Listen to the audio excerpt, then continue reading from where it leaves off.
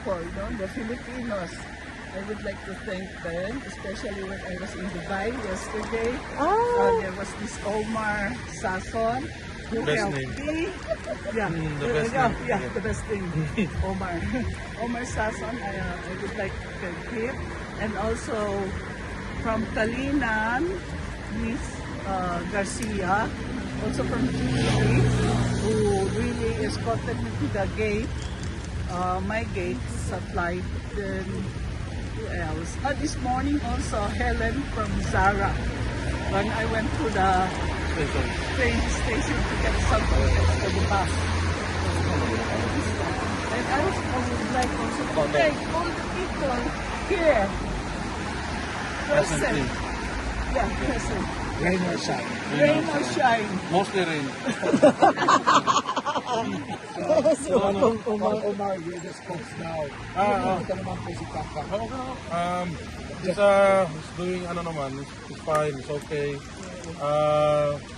We had a long chat, kami tatlo. I was very happy na, kasi very, very happy kami ito na opportunity makausap siya.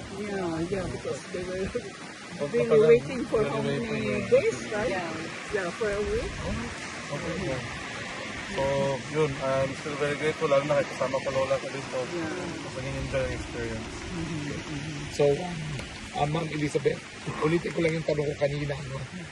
Your assessment after 1 month of not seeing him, is he better or? He has grown a beard. Maybe gote na siya. Yeah. Do you like the beard? Good thing rin yun. I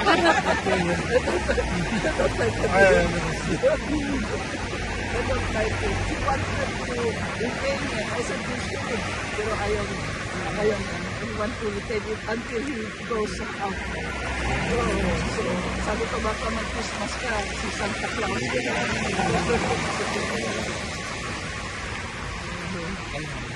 What's your message po to the Filipino people? All the Filipino people na nag-support sa amin, nag-show na sa kanilang pagmamahal, kanilang belief kay Tatay Digong.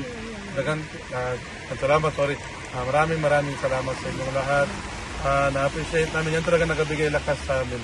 Ang inyong support, ang devotion sa kanya. So, I hope, ang hope ko na lang, we continue praying for him, praying for his health, and of course, praying for our country, the Philippines.